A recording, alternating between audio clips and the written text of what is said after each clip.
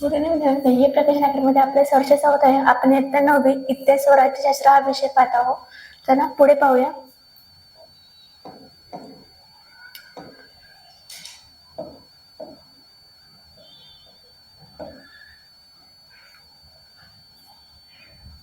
चला आपल्याला एकूण पाठ आहेत. पहिला धडा आपल्या इतिहासाची साधने, दुसरा भारत 1960 नंतरच्या घडामोडी, तिसरा भारतापुढील आव्हाने, चौथा आर्थिक विकास, पाचवा शैक्षणिक वाटचाल, सहावा महिला आणि अन्य दुर्बल घटनेचे सक्षमीकरण, विज्ञान व तंत्रज्ञान, आठवा उद्योग व व्यापार, दहावा बदलते जीवन भाग 1 आणि 10वा बदलते जीवन भाग 2 असे आपले इतिहासाचे पाठ आहेत. ते आपण पाहणार आहोत. आज पहिला पाठ पाहूया आपण इतिहासाची साधने.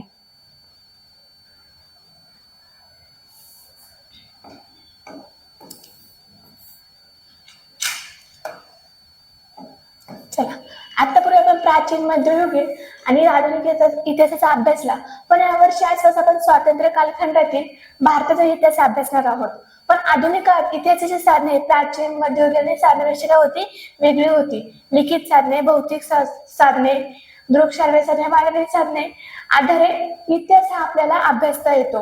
पण आधुनिक काळात आपल्याला प्रादेशिक, राज्य स्तरीय, राष्ट्रीय आणि आंतरराष्ट्रीय पातळीवरील साधनाची दखल होते घ्यावी लागते. पण या साधनाच्या मधून आपल्याला काय इतिहासाची लेखणी इथे करता येते. जरा पहिल्याच आपला पॉईंट आहे लिखित साधने. आता लिखित साधनामध्ये कोणकोणत्या घटकांचा समावेश होतो बघा. वृत्तपत्रे, नियतकालिके, रोजनशी, ग्रंथ, पत्रव्यवहार, अभिलेखावरची कागदपत्रे, सरकारी गॅझेट, टपाल तिकिटे आणि कोश वाढवणे इत्यादीमध्ये लिखित साधनाचा काय होतं, समावेश होत असतो. पण आधुनिक कालखंडातील वृत्तपत्र ही जशी काय लोकशाहीचा चौथा स्तंभ आहे, तशी ती माहिती देणारे प्रमुख आहे साधने आहे. पण 1961 ते 2000च्या कालखंडाचा विचार केल्यास सुरुवातीला आपण छापील माध्यमांना म्हणजे विशेष वृत्तपत्रांना काय पर्याय नाही असे ते दिसते. आता भारतात उदारीकरण झाले आणि इंटरनेट म्हणजे आंतरजाल सार्वजनिक काय प्रसार सुरू झाल्यावर छापील माध्यमांना काय पर्याय उपलब्ध झाला. पण असे झाले तरी छापील प्रसार माध्यमाचे सामर्थ्य अजून काय ते कायम आहे. आता वृत्तपत्राला पॉईंट बघूया आपण बघा. वृत्तपत्रामध्ये आपणास राष्ट्रीय आंतरराष्ट्रीय घडामोडी, राजकारण, कला, क्रीडा, साहित्य, समाजकारण, सांस्कृतिक घडामोडी काय होते तिथे आपल्याला वृत्तपत्रामुळे करतात. पण मानवी जीवनाशी संबंधित असणाऱ्या गोष्टी काय होतात आपल्या वृत्तपत्रात येतात. पण राष्ट्रीय पातळीवर आपण काम करणाऱ्या वृत्तपत्रांनी आपल्या प्रादेशिक आवृत्त्या सुरू केलेल्या आहेत. पण त्यांनी काय त्यांच्या विविध विषयाची माहिती देणारे काय असतात ते पुरवणे असतात. छापील माध्यमांना चळवळीचे मुखपत्रे, राजकीय पक्षांची दैनिके, साप्ताहिके, मासिके आणि वार्षिके काय असतात तिथे महत्वाचे ठरले जातात. पण काही वृत्तपत्रे वर्षाच्या काय शेवट वर्षभर महत्वाच्या घटनांचा आढावा घेणाऱ्या पुरवण्या तिथे काढतात. पण त्यातूनच आपणास वर्षभरातील काय प्रमुख घटना समजण्यास मदत होत असते. आता जरा पुढचं पॉईंट आहे प्रेस ट्रस्ट ऑफ इंडिया म्हणजेच पीटीआय. तर 1956 नंतर भारतीय बहुसंख्य वृत्त पत्रासाठी सर्व महत्वाच्या घटना काय प्राथमिक तपशील महत्वाच्या विषयावर लेख यासाठी आले. प्रेस ट्रस्ट ऑफ इंडिया हा महत्वाचा स्रोत आहे. पण प्रेस ट्रस्ट ऑफ इंडियाने वृत्तलेख, छायाचित्रे, आर्थिक, वैज्ञानिक आणि विषयावर काय केल्या लेख वृत्तपत्रांना पुरवले आहेत. पण आता पीटीआयने ऑनलाईन सेवा काय केली सुरू केली आहे. 1990च्या दशकात पीटीआयने म्हणजेच टेलिप्रिंट ऐवजी उपग्रह प्रसारण या तंत्राद्वारे देशभर बातम्या काय पाठवायला त्यांनी सुरुवात केली. पण आधुनिक भारताच्या इतिहास लेखनासाठी हा मजकूर आहे तिथे महत्वाचा मानला जातो. पुढे पाहूया.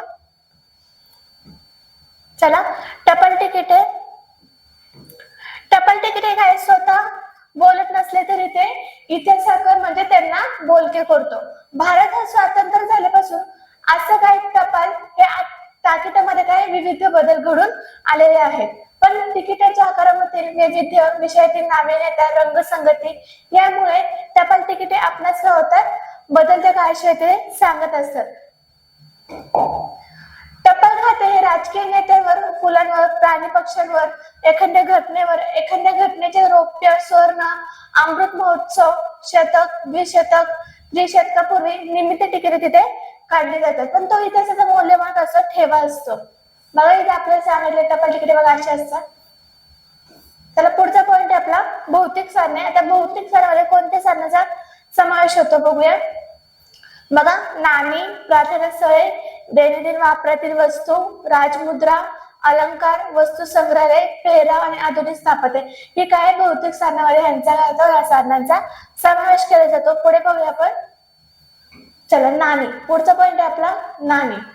आता नाण्याच्या माध्यमातून काही नाणी काय बदलत गेलेल्या दिसतात, पण नोटाच्या छपाईमधून आपल्याला इतिहास काय होतो समजतो. पण नोटा छापण्याचं काम रिझर्व्ह बँक ऑफ इंडिया हे करते. तिचे मुख्यालय कुठे आहे तर मुंबई येथे आहे.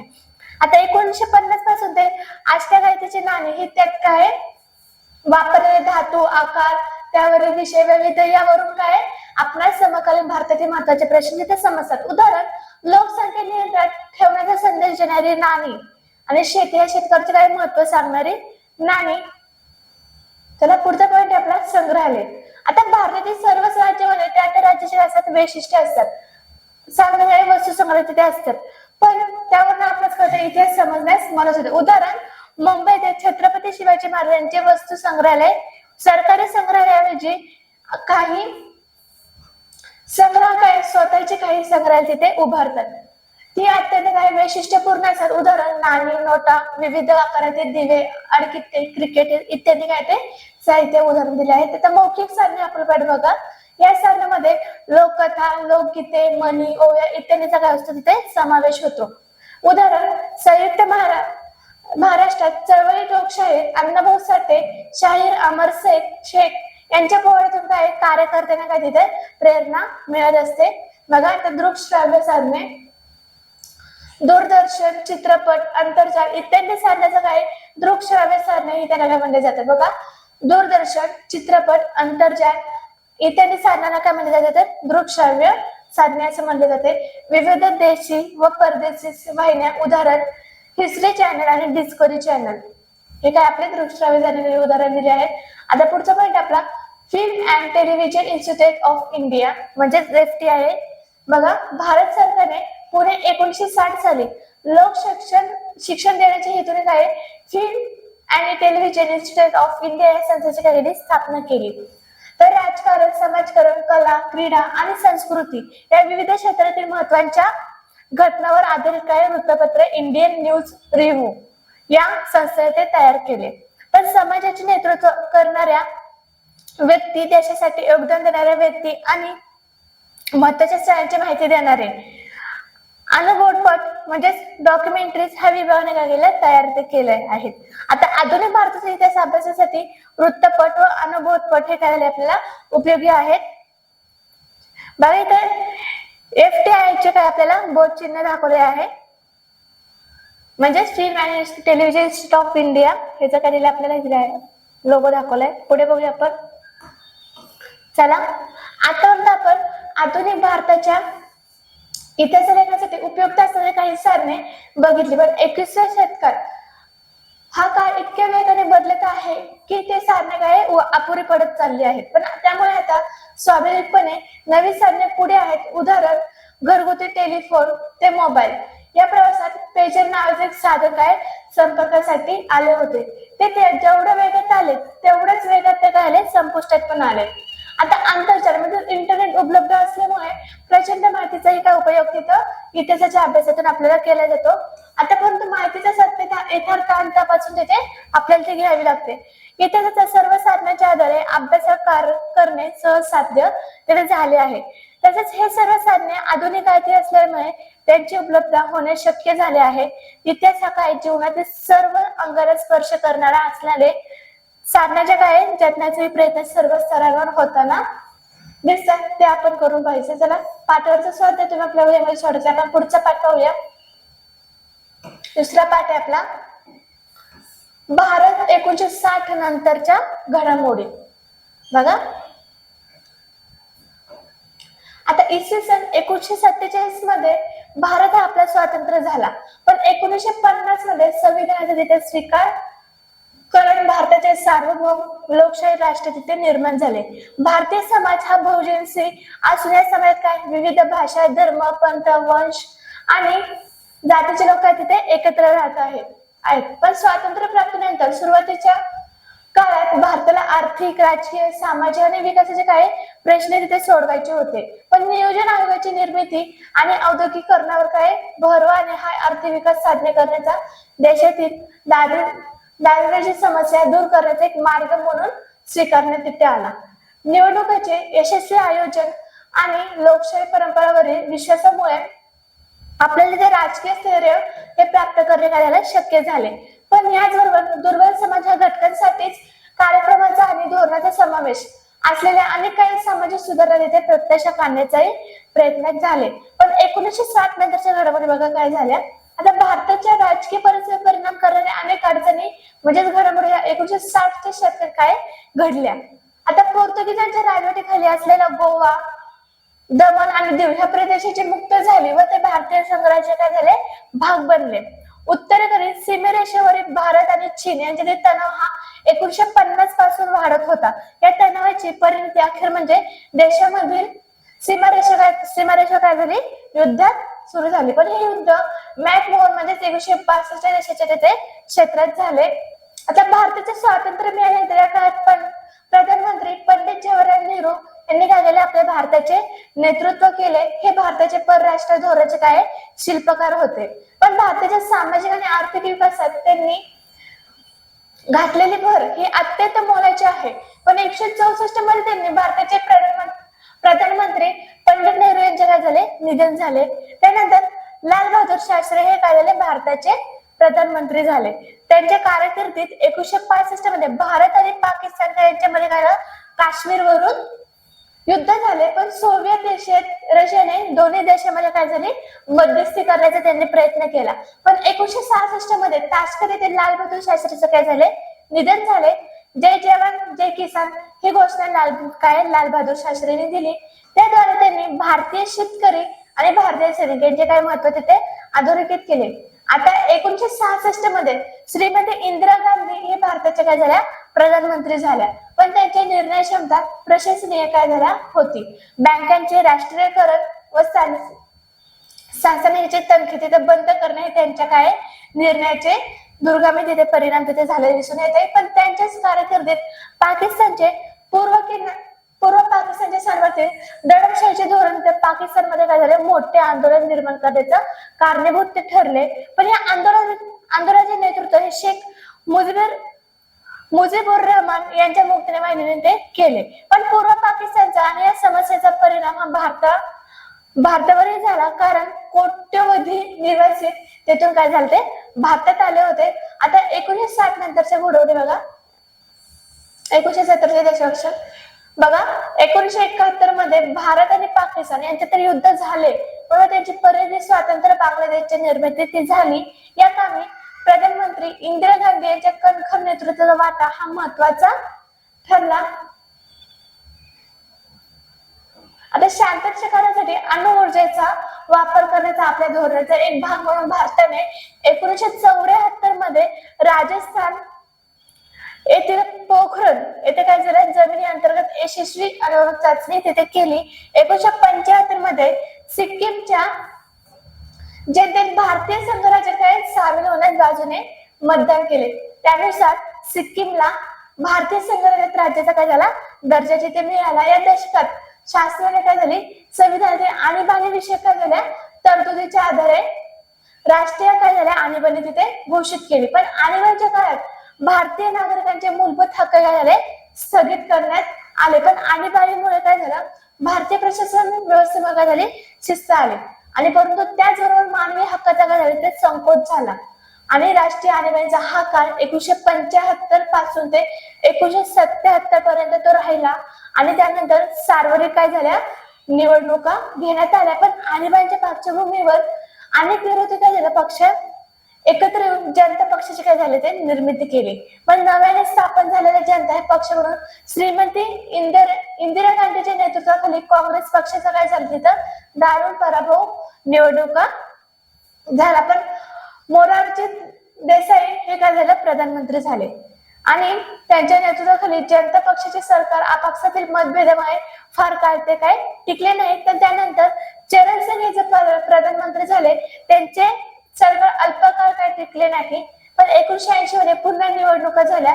आणि श्रीमती इंदिरा गांधी यांच्या नेतृत्वाखाली काँग्रेस पक्ष हा पुन्हा सत्तेवर आला. आता 1980चे काय झाल्या घडामोडी भारताच्या बघा. या दशकात भारतीय राजकीय व्यवस्थेचा अनेक नव्या आव्हानांना सामोरे जावे लागले. या ठिकाणी पंजाब मध्ये स्वातंत्र्य खलिस्तान राज्याच्या मागणीसाठी तिथे आंदोलन सुरू केले. या आंदोलनाने अतिशय उग्र स्वरूप धारण तिथे केले होते. पण या आंदोलनाचा पाकिस्तानचा काय झाला तिथे पाठिंबा होता. 1984 मध्ये अमृतसर येथे सुवर्ण मंदिरात आश्रय घेतलेल्या अतिरेक्यांना बाहेर काढण्यासाठी भारतीय लष्कराला पाठवावे लागले. आता श्रीमती इंदिरा गांधीचे सुरक्षा रक्षण पद्धती काय आहे, रक्षणाची त्यांची काय हत्या केली. याच कालखंडात ईशान्येकडील भारताचा उल्फा संघटनेच्या नेतृत्वाखाली मोठे आंदोलन झाले. 1984 मध्ये राजीव गांधी यांनी प्रधानमंत्री म्हणून सूत्रकारगिरी हाती घेतली. पण त्यांनी भारताच्या अर्थव्यवस्थेत आणि विज्ञान व तंत्रज्ञानाच्या क्षेत्रात अनेक काय झाल्या सुधारणा घडवून आणण्याचा त्यांनी प्रयत्न केला. पण श्रीलंकेतील तामिळ अल्पसंख्याकांच्या समस्या सोडवण्याचा राजीव गांधीने काय केला पुढाकार घेतला. पण तमिळ आणि समग्र देशांतर्गत स्वायत्ता म्हणून देऊन एक संदेश श्रीलंकेच्या कल्पनेला त्यांनी काय केला पाठिंबा दिला होता. परंतु त्यांच्या सर्व प्रयत्न काय झाले तिथे यश आले नाही. आता 1989 मध्ये झालेल्या सार्वत्रिक निवडणुकीत काँग्रेस पक्षाचा तिथे पराभव झाला. पण यानंतर विविध पक्ष एकत्र येऊन काय झालं जनता दलाचे विश्वनाथ प्रताप सिंह भारताचे काय झाले मग तिथे प्रधानमंत्री झाले. हे मागासवर्गीय साथीचे आरक्षण धोरण त्यांनी सर्वात करायला महत्वाचे योगदान मानले जाते. या पक्षातील अंतर्गत वादविवादामुळे फार काळ हा प्रधानमंत्री पदावर राहू शकला नाही. 1990 मध्ये चंद्रशेखर हे काय झाले भारताचे प्रधानमंत्री झाले. त्यांचे सरकार अल्पकाळ टिकले नाही. पण 1991 मध्ये निवडणूक प्रचार दरम्यान श्रीलंकेतील लिटेट या संघटनेने काय राजीव गांधीची हत्या केली. आता 1980 मध्ये या दशकाच्या शेवटी जम्मू आणि काश्मीर यांच्यावर काय झालं असंतोषाखाली सुरुवात झाल्याचे आपल्याला दिसते. पण ही समस्या अधिकाधिक काय ती वाढत गेली आणि ती काय झालं आता दहशतवादीचं काय स्वरूप धारण केलं होतं. तेथील अतिरेकी कारवाई निघाले. काश्मीर पंडितांना तिथून काय झालं तिथून निघून जाण्यास काय झालं तिथं भाग पाडले. आता 1991 नंतरचे बदल बघा काय झाले. जगाच्या आणि भारताच्या इतिहासात 1991 मध्ये हे वर्ष काय महत्वपूर्ण बदलाचे ठरले. सोव्हिएत रशियाचे या सुमारास विघटन झाले आणि जगातील शीतयुद्ध तिथे संपले. भारतात पी म्हणजेच नरसिंहराव हे नेतृत्वाखाली शासनाने केलेल्या भारतीय अर्थव्यवस्थेत बदल तिथे घडून आणले. पण 1996 ते 99 या काळात भारताच्या लोकसभेत कोणत्याच पक्षाला स्पष्ट बहुमत मिळाले नाही. या काळात प्रधानमंत्री म्हणून अटल बिहारी वाजपेयी यांची म्हणजे देवगण आणि इंदिरा कुमार या गुजरातीने काय झालं काम केले. अंतिम 1999 मध्ये भारतीय जनता पक्षाच्या काय झाल्या नेतृत्वाखाली राष्ट्रीय लोकशाहीचे आघाडीचे सरकार झाले सत्तेवर आले आणि अटल बिहारी वाजपेयी काय झाले भारताचे प्रधानमंत्री झाले.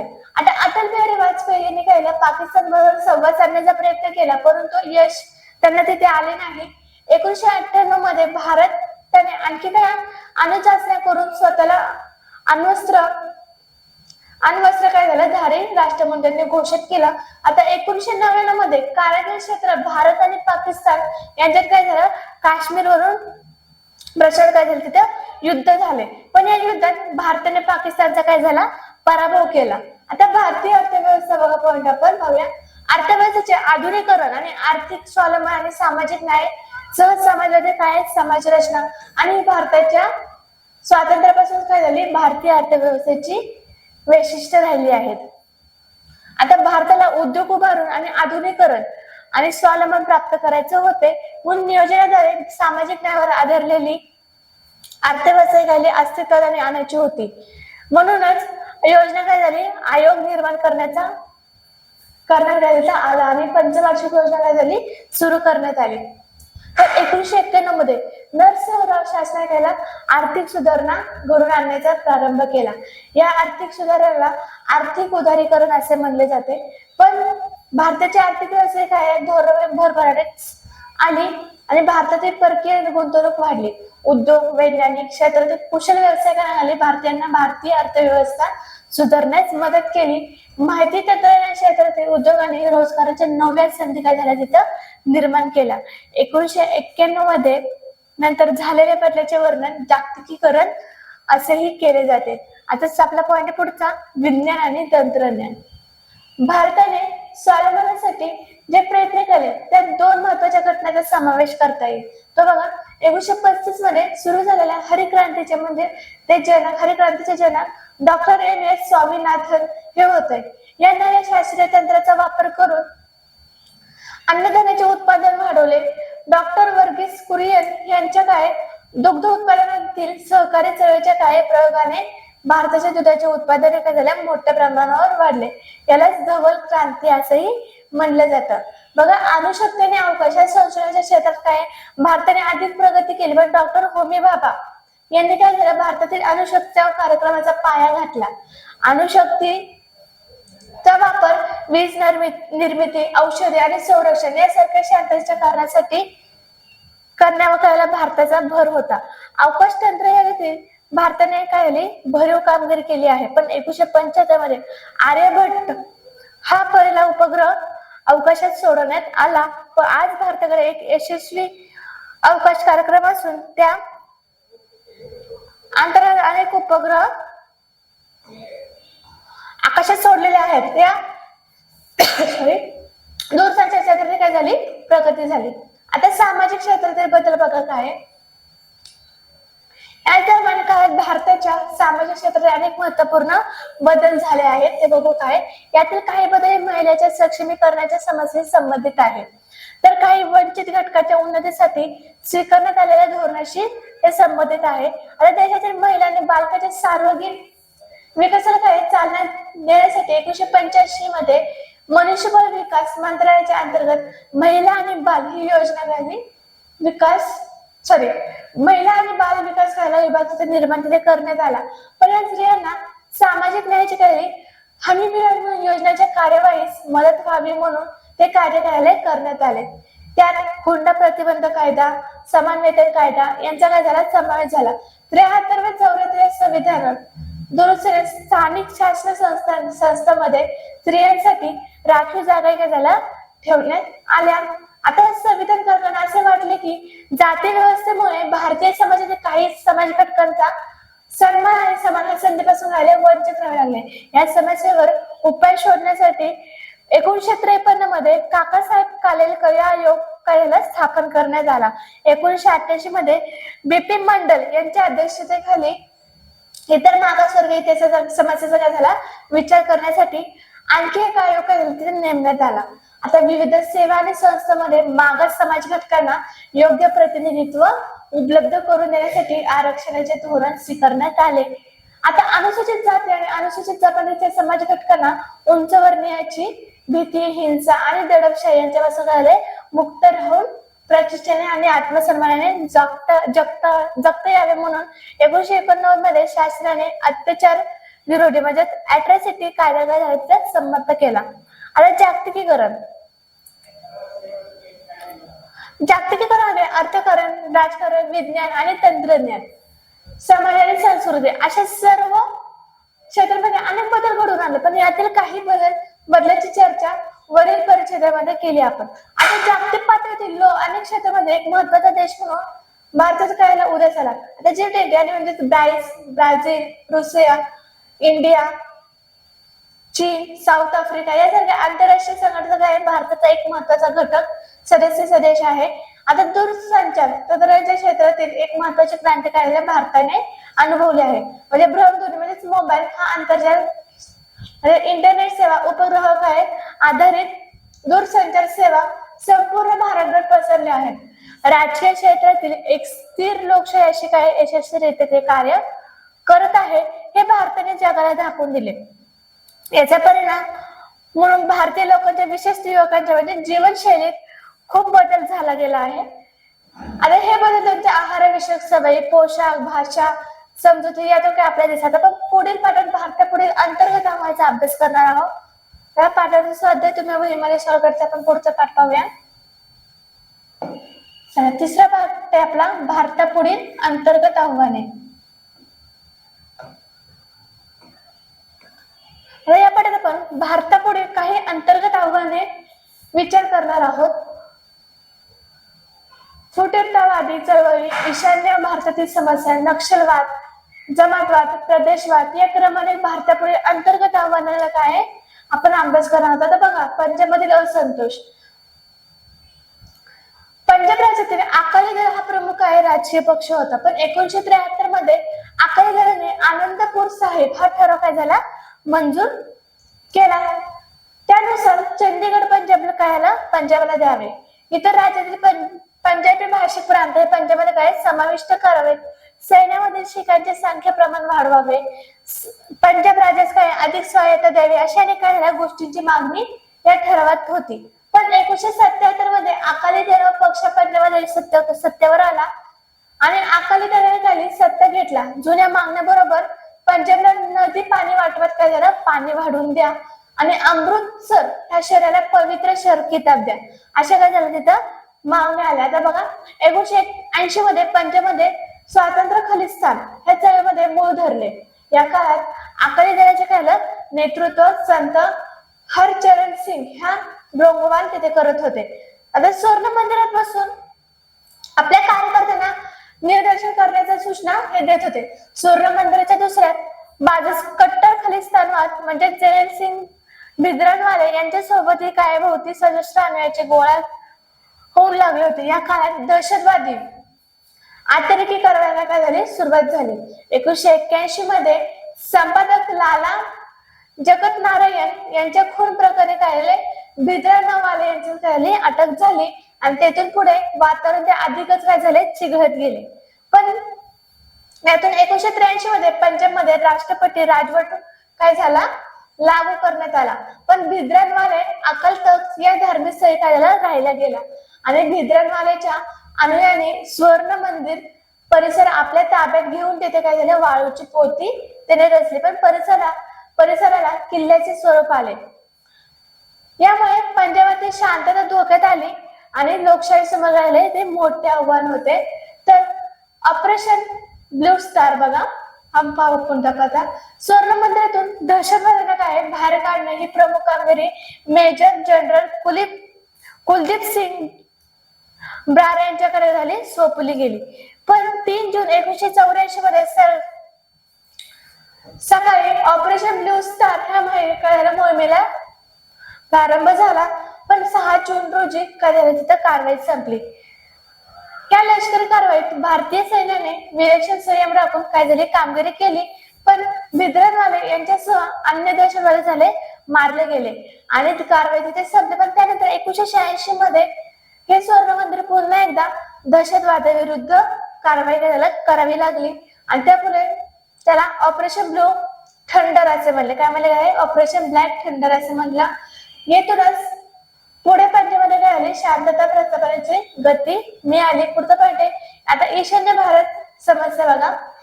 ईशान्य भारत म्हणले की आपल्या डोळ्यासमोर 8 राज्याचा काय तो समूह येतो. तो म्हणजे आसाम, अरुणाचल प्रदेश, मणिपूर, मेघालय, मिझोरम, नागालँड, सिक्कीम आणि त्रिपुरा हे 8 राज्य म्हणजेच काय ईशान्य भारत होय. आता हा 8 राज्यांचा आंतरराष्ट्रीय सरहद्दीने कमी अधिक प्रमाणात स्पर्श केला आहे. पण वंश, भाषा, सांस्कृतिक वैविध्य अशा विविध पातळीवर काय येते वेगळे पण तिथे आपल्याला दिसून येते.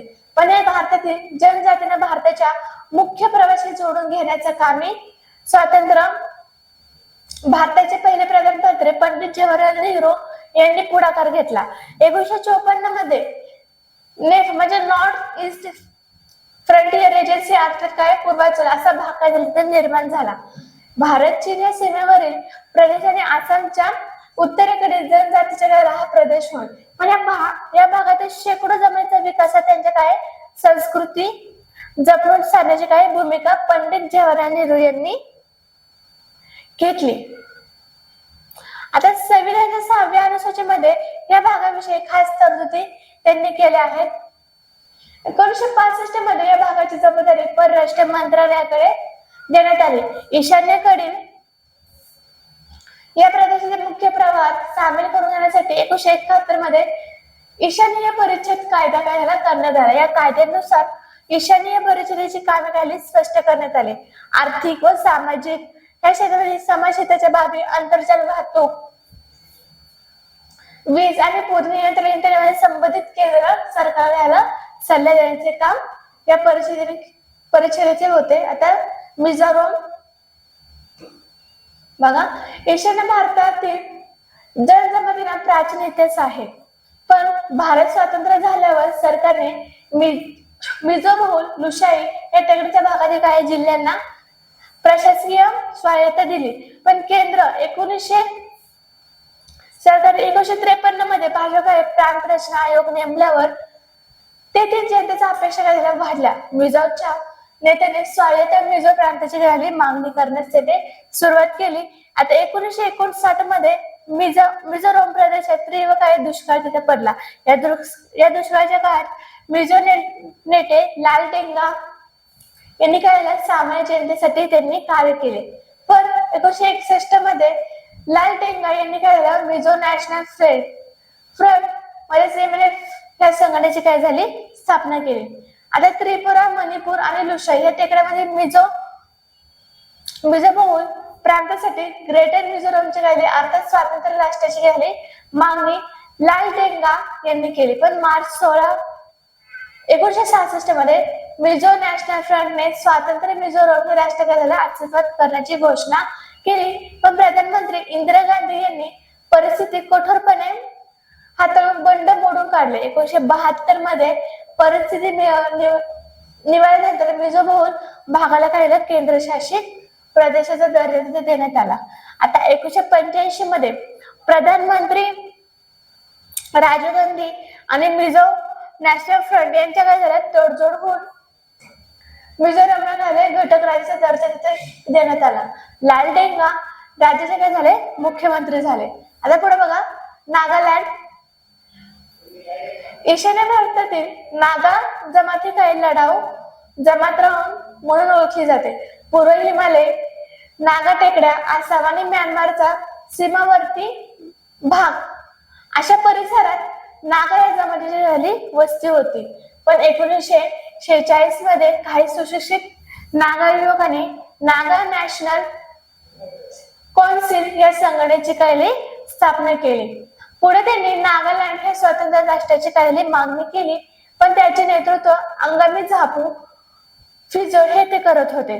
1954 मध्ये NSC म्हणजे नागालँडच्या स्वातंत्र्य संघाची काही स्थापनेची घोषणा केली. पण 1955 मध्ये आसाम काय रायफलचे सैनिक आणि स्थानिक याच्या घरात चकमकी उडाल्या.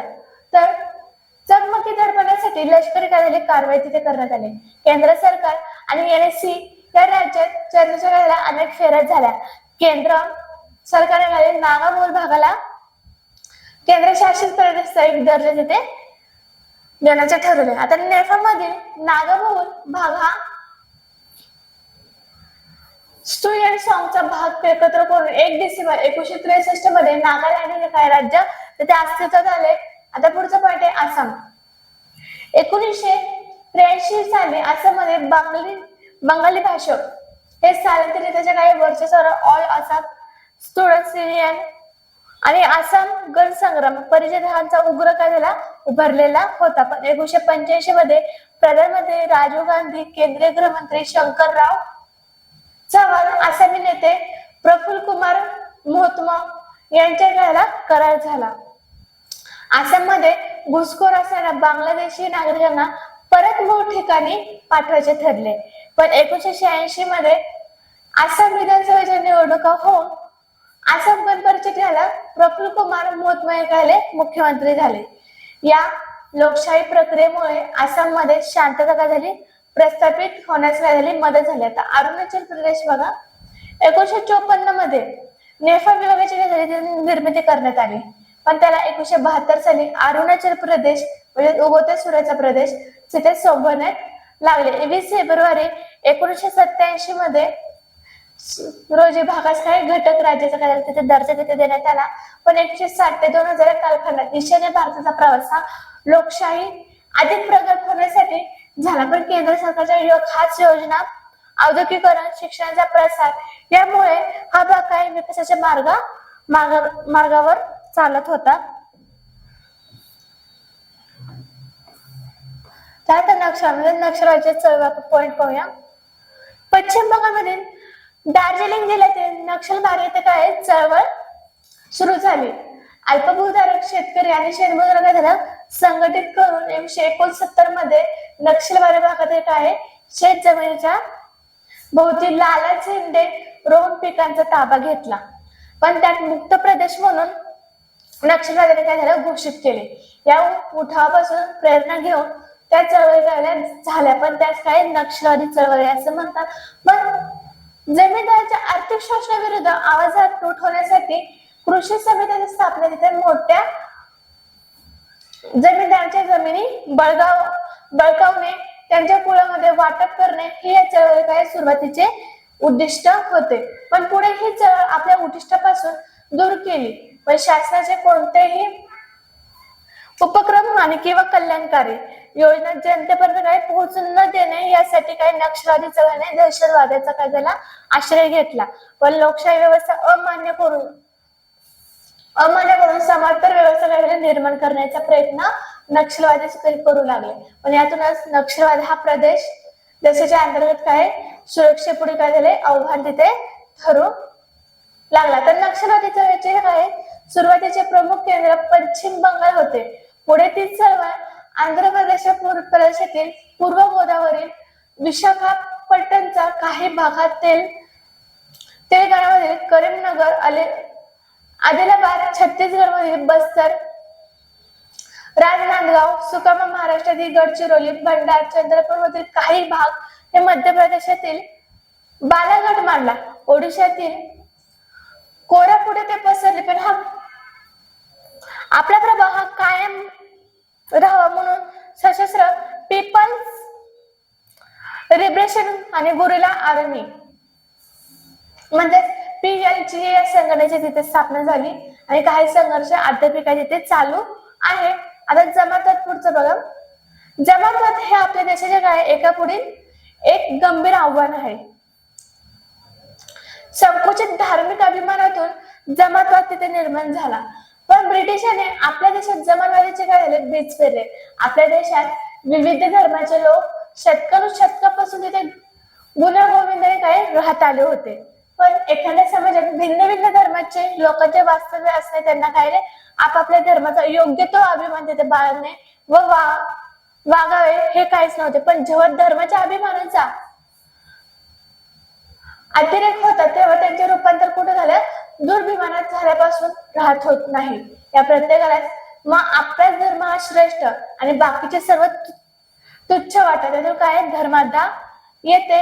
आता धर्मदत्ता या जमातवादाचा काय झाला पाया. या धर्मदत्तेमुळे व्यापक राष्ट्रीय इतिहास काय झाला विसर पडतो. पण भिन्न धर्मीयांचा एकमेकांना काय विश्वास सोडतो. परस्पराविषयी त्यांना संशय वाटू लागतो.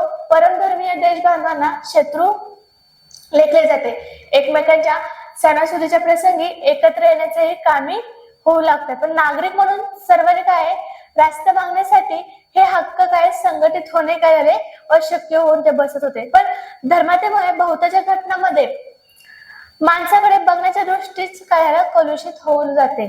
आता काही लोक आर्थिक आणि सामाजिक प्रश्नाचं काय विचार आपल्या धर्माच्या चौकटीतच करू लागतात. पण आपण विशिष्ट धर्माचे असल्यामुळे राजकारणात प्रभाव शून्य आहे आहोत असं सर्वच आहे धर्मातील काही व्यक्तींना वाटते.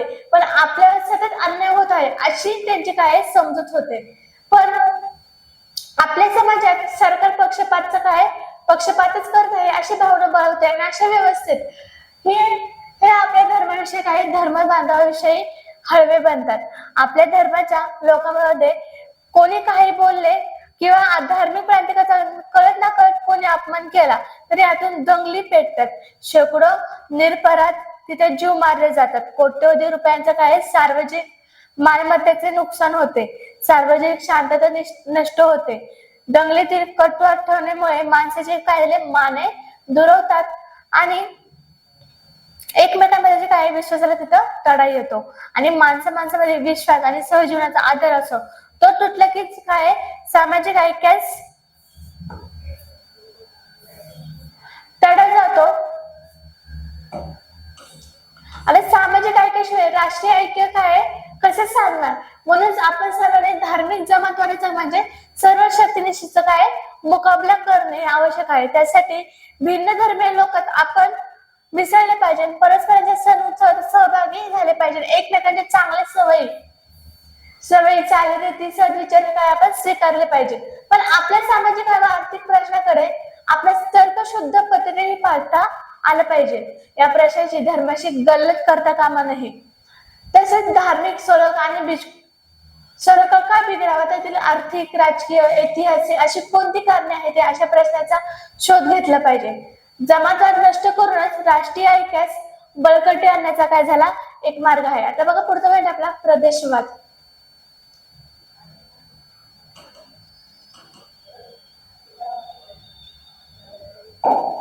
चला आता प्रदेशवाद म्हणजे प्रदेशाविषयी काय आवाजाने किंवा अभिमान बाळगणे होय. उदाहरण मी बंगाली, मी मराठी अशी आपली ओळख सांगणे वेगळं. पण मी बंगाली मी मराठी म्हणून प्रांतीयपेक्षा काय श्रेष्ठ आहे अशी भावना कोणीही आवाजाने प्रांत काय ज्ञान झाला आहे. पण आपल्या प्रदेशाविषयी वाटणाऱ्या आत्मीयतेला काय अशा आवाजाने म्हणजे प्रांतभेदामुळे विकृत स्वरूप ते प्राप्त होते. आपल्या प्रांतावर आपले प्रेम असे काय स्वाभाविक आहे, पण त्या विकृतीकरण नसावे. आता विकासातील असंतुलनामुळे प्रदेशवादाला काय खतपाणी मिळते, पण स्वातंत्र्यानंतर देशाचा आर्थिक विकास साधताना सुरुवातीला काही राज्यांची अधिक प्रगती झाली तर काही राज्य आर्थिकदृष्ट्या काय मागास राहिले. उदाहरण महाराष्ट्र, गुजरात, पंजाब, तामिळनाडू ही राज्य आर्थिक औद्योगिकदृष्ट्या बरेच विकसित झाले, तर ओडिशा, बिहार, आसामसारखी राज्य आर्थिक औद्योगिकदृष्ट्या काय अप्रगत राहिले. पण आर्थिक विकास व सुधारणा हा प्रगतीचा पाया असल्याने ज्या राज्यात आर्थिक विकास होतो ती राज्य शिक्षण, आरोग्य, संस्कृती अन्य क्षेत्रात काय प्रगती साधू शकतात. ज्या राज्यात असा विकास झालेला नसतो ती राज्य मात्र शैक्षणिक तसेच नागरिक सुविधांच्या बाबतीत काय खूपच मागे राहतात. आता प्रगत राज्यातील लोकांना काय उपलब्ध होणाऱ्या विकासाच्या संधी ह्या राज्यांना मिळत नाहीत. शैक्षणिक मागासलेपणा, बेरोजगारी, दारिद्र्य अशा प्रश्नाचे ते काय झाले गांजले जातात. आपली फसवणूक होत आहे हे आपल्याला विकासाच्या माध्यम लाभापासून काय दूर ठेवले जात आहे अशी भावना त्यांच्या काय मनात बळवते आणि यातूनच काय मग राज्यातील सलोखा तिथे नष्ट होतो आणि हा सलोखा नष्ट झाला तरच काय विपरीत परिणाम हे काय राष्ट्रीय ऐक्यावर होतो. आणि त्यासाठी हा सलोखा ज्यामुळे नष्ट होतो त्या आर्थिक असमतोलाचा प्रश्न आपण तातडीने सोडवायला हवा. आपल्या सरकारी दृष्टीने काय प्रयत्नशील आहे, पण प्रदेशवाद हा प्रगत अप्रगत अशा दोन प्रकारच्या राज्यांना काय झपाटू शकतो. म्हणून प्रगत आहोत कारण आपण प्रगत आहोत कारण आपल्या प्रदेशाचा इतिहास संस्कृती हीच काय मुळात श्रेष्ठ आहे. अशा श्रेष्ठतेचा गड विकसित राज्यामध्ये लोकांमध्ये काय निर्माण होणे होता, मग अविकसित राज्यातील लोकांना काय ते कमी लेखू लागतात. आता आपण आपल्या विकासाच्या लाभात त्यांना काय वाटेकरी करून घेण्याची त्यांची काय तयारी नसते. पण या उलट मागास भागातील लोकांनी आपल्या संघटित शक्ती उभी करण्यासाठी प्रादेशिक अस्मिता जागावी अशी इच्छा असते, पण त्यासाठी स्थानिक परंपरा संस्कृती यांचा अनाठायी गौरव करून स्वतःचे वेगळेपण सिद्ध करायचा काय ते प्रयत्न करतात. पण यातून प्रदेशवाद बाळगतो पण त्यामुळे राष्ट्रीय ऐक्याचा बाधा येते आणि विकासातील असमतोल काय कमी करून अनिष्ट प्रदेशवाद निकाल काय काढला जाऊ शकतो. आता भारतापुढे काही मोजके अंतर्गत आव्हानांचा आपण अभ्यास केला. याचा काय जोडला लोकसंख्या, स्वच्छता, शेती, शेतकऱ्यांच्या समस्या, गरिबी, राहण्यासाठी घर, 2 वेळेचे भोजन अशा कितीतरी समस्या आजही आहेत. आपण आव्हानांना मात करून पुढे जाण्यासाठी प्रयत्न करत आहोत, पण प्रगतीच्या दिशेने वाटचाल करत आहोत हे आपण पुढे काढत येणार आहोत. पाठावरील स्वाध्याय तुम्ही वेळेत सोडवायचे. बघा पुढचा पाठ आहे आपला आर्थिक विकास. आता भारताच्या आर्थिक काय धोरणाचा अभ्यास आपण या प्रकरणात करणार आहोत. मिश्र अर्थव्यवस्थेचा स्वीकार, पंचवार्षिक योजना व त्यांचे यशस्वी बँकांचे राष्ट्रीयकरण, 20 कलमी कार्यक्रम, गिरणी कामगारांचा संप आणि 1991 मध्ये काय नवे आर्थिक धोरण यांचे विशेषत्वांचा आपण अभ्यास करणार आहोत. पहिलेच म्हणजे आपला मिश्र अर्थव्यवस्था.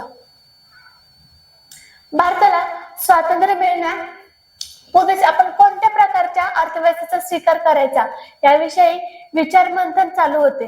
प्रधानमंत्री पंडित नेहरू यांनी कोणत्याही टोकाचा मार्ग स्वीकारण्याऐवजी मध्यम मार्गाचा काय अवलंब केला.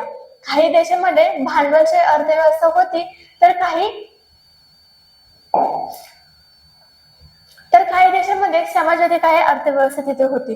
प्रत्येक अर्थव्यवस्थेचे काही फायदे काही तोटे असतात. तर भांडवलशाही अर्थव्यवस्था उत्पादनाचे साधने ही खाजगी मालकीचेही असतात. पण समाजाच्या अर्थव्यवस्था उत्पादनाची साधने समाजामध्ये शासनाच्या मालकीचे असतात. मिश्र अर्थव्यवस्था खाजगी आणि सामाजिक अशा दोन्ही क्षेत्रात काय तो कार्य करतो. पण आधुनिक भारताचा आर्थिक विकास साधण्यासाठी ह्या दोन्ही अर्थव्यवस्थेपेक्षा मिश्र अर्थव्यवस्थेला आपण काय प्राधान्य दिले. भारताने प्राधान्य दिले.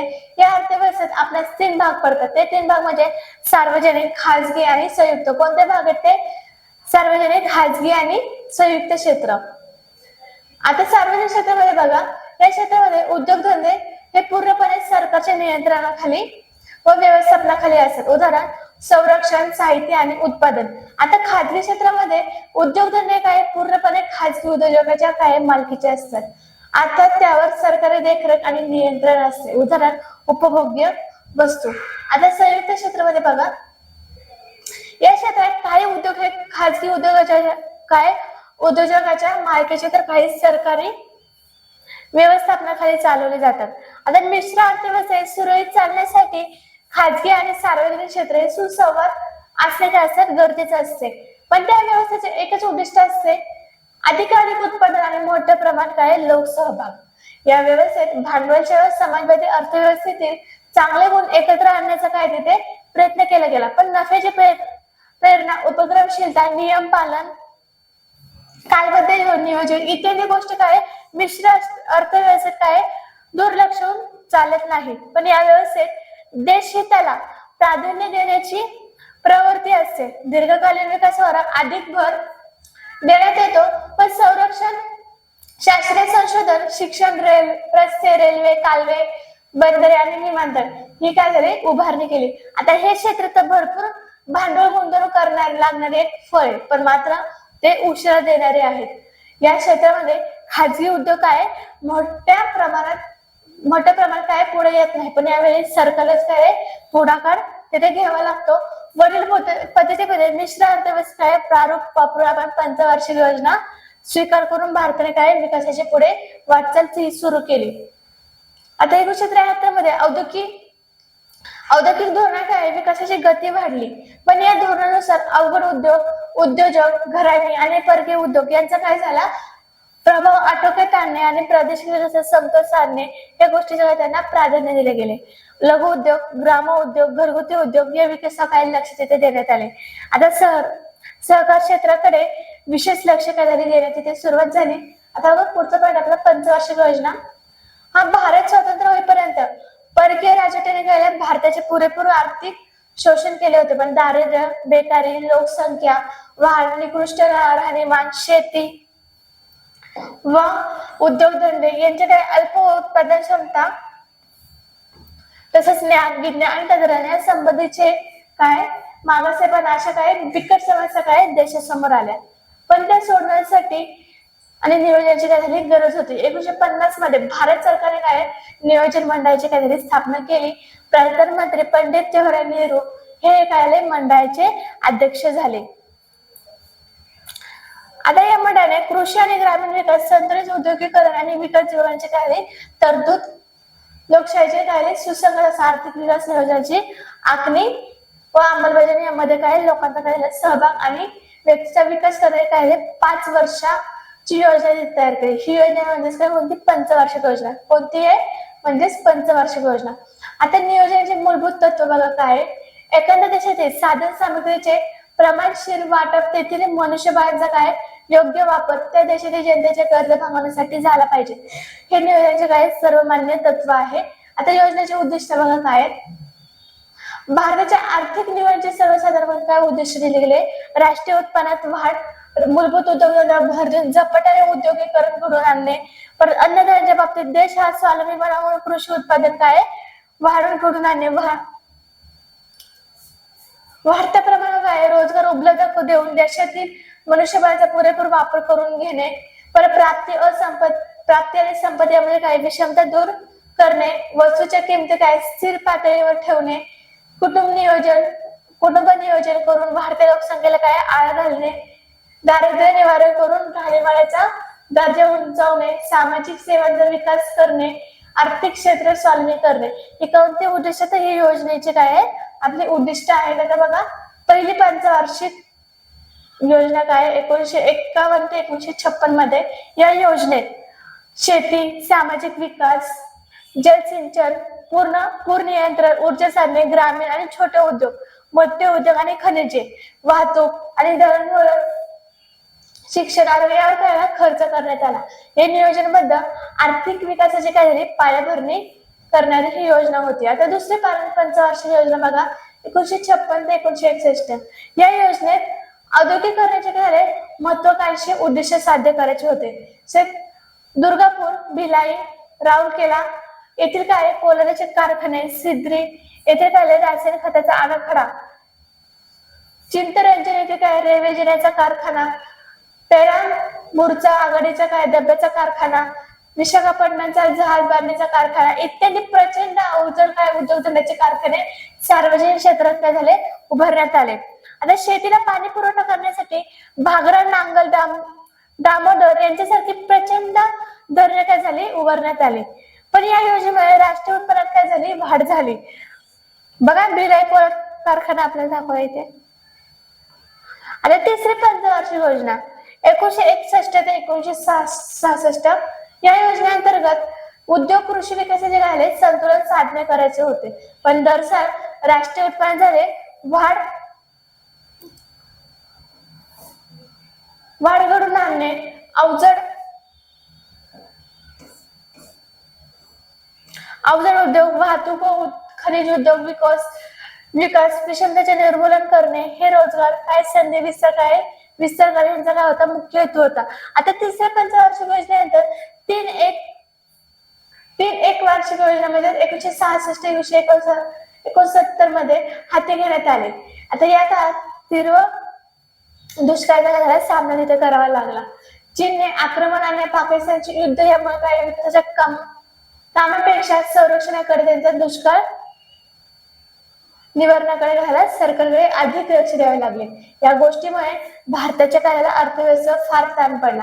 आता चौथी पंचवार्षिक योजना बघा 1969 ते 1974 मध्ये या योजनेचे उद्दिष्ट ठरवताना भारत हा स्वावलंबी बनावा म्हणून मूलभूत उद्योगांचा सरकारने काय झाला विकास करावा आणि आर्थिक विकासाचा वेग वाढावा आणि समाजवादी समाज रचना निर्माण करण्याकडे लक्ष पुरवावे असे ठरवण्यात आले. पण या योजनेच्या काळात देशातील काय 14 प्रमुख बँकेचे राष्ट्रीयकरण तिथे करण्यात आले. ही योजना अपेक्षित यशस्वी झाली नाही. पण चौथ्या योजना काळात बांगलादेश युद्धाचे परिणाम भारतीय अर्थव्यवस्थेला सहन करावे लागले. निर्वासितावरील खर्च घ्यायला सहन तिथे करावा लागला. सरकारी नोकऱ्यांची पगार वाढ, रेल्वे कर्मचारी वेतन वाढ, आंतरराष्ट्रीय बाजारातील पेट्रोलचे वाढ यामुळे भारतीय अर्थव्यवस्थेला काय झाले धक्के देते त्यांना सहन करायला लागले. आता बघा पाचवी पंचवार्षिक योजना 1974 ते 1979 मध्ये गरिबी दूर करून देश काय झाला आर्थिक दृष्ट्या काय झाला स्वावलंबी बनण्याचे प्रमुख उद्दिष्ट काय झाले डोळ्यासमोर ठेवून योजना तयार करण्यात आली. पण या योजनेअंतर्गत राष्ट्रीय उत्पन्नात वाढ करणे, मोठ्या प्रमाणावर रोजगार उपलब्ध करून देणे, शिक्षण, सकस आहार, पिण्याच्या पाण्याचा पुरवठा करणे, वैद्यकीय उपचाराच्या सुविधा ग्रामीण भागाला पुरवणे, ग्रामीण भागात वीज पुरवठा, दळणवळणाची साधने पुरवण्यासाठी रस्ते बांधणे आणि समाज कल्याणाच्या योजना काय व्यापक प्रमाणावर राबवणे. आता कृषी विकास घडवून आणणे मूलभूत उद्योगधंदे वाढवणे, अन्नधान्य व इतर जीवनोपयोगी वस्तू खरेदी एकत्रित पद्धतीने करून त्या सार्वजनिक वितरण व्यवस्थेद्वारा गरिबांना काय रास्त किमतीत पुरवणे असे उद्दिष्ट नमूद करण्यात आले आहेत. आता 5व्या पंचवार्षिक योजनेच्या काळात दारिद्र्य निवारण आणि रोजगार वाढवणे शक्य तिथे झाले नाही, म्हणून 1977 मध्ये लोकसभेच्या निवडणुकीमध्ये काँग्रेसचा पक्षाचा काय झाला, पराभव झाला. जनता पक्ष सत्तेवर आला आणि नव्या सरकारने 5वी पंचवार्षिक योजना म्हणजे 1978च्या मार्च अखेर समाप्त करून एप्रिल 1978 पासून साखळी योजना सुरू केली, परंतु अपयशी ठरली आणि 1980 मध्ये लोकसभेच्या मध्यवर्ती निवडणुका होऊन काँग्रेस पक्ष काय सत्तेवर आला. या सरकारने साखळी योजना बंद करून पुन्हा जुन्या पद्धतीने काही नियोजन तिथे सुरू केले. आता 6वी पंचवार्षिक योजना बघा, 1980 ते 85 मध्ये या योजनेचा भर दारिद्र्य निर्मूलन या रोजगार निर्मिती यावर होता. या योजनेचे उद्दिष्ट पुढे प्रमाणे कोणते होते बघा, अर्थव्यवस्थेच्या विकास दरात लक्षणीय वाढ करणे, गरिबी व बेकारांच्या प्रमाणात घट करणे, लोक छोटी कुटुंब पद्धती स्वेच्छेने स्वीकारली असे धोरण काय लोकसंख्येच्या वाढीवर नियंत्रण ठेवणे हे काय 6व्या पंचवार्षिकचे कार्यक्रम तिथे काय झाला, राबवण्यात आला. आता 7वी पंचवार्षिक योजना बघा, 185 ते 90 या योजनेला भर अन्न वस्त्र निवारा रोजगार उत्पादन यावर होता. पण हा विकास, आधुनिकीकरण, आत्मनिर्भरता आणि सामाजिक न्याय यावर काय भर देणे, हे उत्पादनाच्या काही तंत्राची सुधारणा करणे, राष्ट्रीय उत्पादन काय दरवर्षी 5% याला वाढ करणे, अन्नधान्याच्या उत्पादनाचा वाढ करणे ही काही योजनेचे उद्दिष्ट होते. या योजनेपुढील कार्यक्रम काय झाला, सुरू करण्यात आला. आता 8वी पंचवार्षिक योजना बघा, 1992 ते 97 मध्ये या योजनेला खाजगी क्षेत्राला वाव देण्यात आला. या योजनेचे वैशिष्ट्य पुढील प्रमाणे बघा काय होती, राष्ट्रीय उत्पन्न वाढीचा दर 6.5% इतका राखणे, लोकसंख्या वाढीचा आळा घालणे, कुटुंब नियोजनाच्या कार्यक्रमाला उत्तेजन देणे, प्राथमिक शिक्षणाचा सार्वजनिक विस्तार करून निरक्षरतेचे उच्चाटन करणे हे काय म्हणजे सगळे अष्ट राखून पुढील त्यांनी काय कार्यक्रमाला सुरू करण्यात आले. पण आता 8व्या पंचवार्षिक योजनेत खाजगी क्षेत्राचे महत्त्व वाढले. 1991 मध्ये स्वीकारलेला उदारमुक्त काय धोरणाचे प्रतिबिंब या योजनेत आपल्याला दिसतात. 9वी पंचवार्षिक योजना बघा, 1997 ते 2002. आता कृषी आणि ग्रामीण विकास यावर योजनेद्वारे भर देण्यात आला. आर्थिक विकासाचा दर वाढवणे, पायाभूत क्षेत्रात काही निकोप स्पर्धा निर्माण करणे, परकीय गुंतवणुकीसाठी औद्योगिकला आणि धोरणाकडे नवी दिशा देणे ही काय योजनेची 9व्या पंचवार्षिक योजनेची उद्दिष्ट आहेत. आता या योजनेत स्वर्ण जयंती, शहरी रोजगार योजना, भाग्यश्री बाल कल्याण योजना, राजराजेश्वरी महिला कल्याण योजना, स्वर्ण जयंती ग्राम स्वरोजगार योजना, जवाहर ग्राम समृद्धी योजना, अंत्योदय अन्न योजना, प्रधानमंत्री ग्राम सडक योजना इत्यादी कार्यक्रम करण्यात सुरू करण्यात आले. तर या योजनेचे संपर्क आणि व्यवस्था सेवा क्षेत्राची प्रगती अपेक्षित प्रमाणात साध्य झाले, पण बांधकाम दळण हे क्षेत्र काय झाले तिथे वाढ झाली. आता पुढचं म्हणजे बँकांचे राष्ट्रीयकरण. तर पंडित नेहरू आणि लाल बहादूर शास्त्री या प्रधानमंत्र्यांच्या काळात भारतीय बँकिंग व्यवसाय झाला खाजगी क्षेत्राच्या मक्तेदारीचा तिथे व्यवसाय होता. या बँका उद्योग समूहाचे प्रतिनिधित्व करत होते, पण बँकेचे संचालक मंडळ उद्योगाचा विकास नफा वाढवण्यासाठी हे कार्यरत होते. याला छेद ठरवण्यात देण्यासाठी सरकारने 1995 मध्ये इम्पेरियल बँकचे काय झाले राष्ट्रीयकरण केले. त्यांचे रूपांतर भारतीय स्टेट बँके झाले, पण बँकेने अल्पावधीत आपल्या शाखा देशभर काय झाल्या उघडून शासकीय विकास काय महत्वाची भूमिका बजावण्यास सुरुवात केली. आता राष्ट्रीयकरणाची पार्श्वभूमी बघा काय, भारताने स्वातंत्र्य कालखंडात मिश्र अर्थव्यवस्था स्वीकारली होती, पण योजना राबवताना तूट निर्माण झाल्यास ते भरून काढण्यासाठी बँकेचे राष्ट्रीयकरण होणे गरजेचे होते. आता राष्ट्रीयकरण झाल्यावर या बँकांना मिळणारा नफा हा सरकारी खजिन्यात जमा होणार होता, पण याच्या जोडीला लघु मध्यम उद्योगाचे काय झाले विकास धोरण राबवणे आवश्यक होते. लाल बहादूर शास्त्रीने अन्नधान्य टंचाई दुष्काळावर मात करण्यासाठी हरित क्रांतीचा प्रयोग हाती घेतला होता. पण प्रधानमंत्री इंदिरा गांधी यांच्या कार्यकाळात काँग्रेस पक्षातील समाजवादी विचारांनी प्रेरित झालेल्या Congress forum for socialist action ह्या घटनेद्वारे व्यापारी बँकेचे राष्ट्रीयकरण करावे ही अशी मागणी केली. पण कम्युनिस्ट पक्षाचे हे निर्णयाला त्याला पाठिंबा होता. आता बघा 20 कलमी कार्यक्रम 1 जुलै 1975 रोजी प्रधानमंत्री इंदिरा गांधी यांनी 20 कलमी कार्यक्रमाची घोषणा करून विकसित राष्ट्राच्या दिशेने वेगवान वाटचाल करण्याचा प्रयत्न केला, संकल्प सोडला. आता जे काही तरतुदी पुढे बघा काय आहेत त्या तरतुदी 5 आहेत. शेती आणि शहरी भागातील कमाल जमीन धारणा, संपत्तीची समान वाटणी, शेतमजुरांना किमान वेतन, जलसंधारण योजना कार्यालय वाढ करणे. दुसरी तरतुदी आहे कामगारांचा उद्योग क्षेत्रात सहभाग, राष्ट्रीय प्रशिक्षण योजना, वेठबिगार मुक्ती करणे. तिसरा आहे कर चूक वगैरे आर्थिक गुन्हे व तस्करी रोखणे. चौथा जीवनावश्यक वस्तूंचे दर नियंत्रण, रेशनिक व्यवस्थेच्या कायद्याने सुधारणा करणे. पाचवा आहे हातमाग क्षेत्र विकासाद्वारे उत्तम वस्त्र उद्योग निर्मिती, दुर्बल घटकांची कर्जमुक्ती, घर बांधणी, दळणवळण सुविधा आणि शाळांसाठी शैक्षणिक साहित्य उपलब्ध करून देणे. हे काय झालंय 20 कलमी कार्यक्रमाच्या तरतुदी होत्या आपल्या पुढील.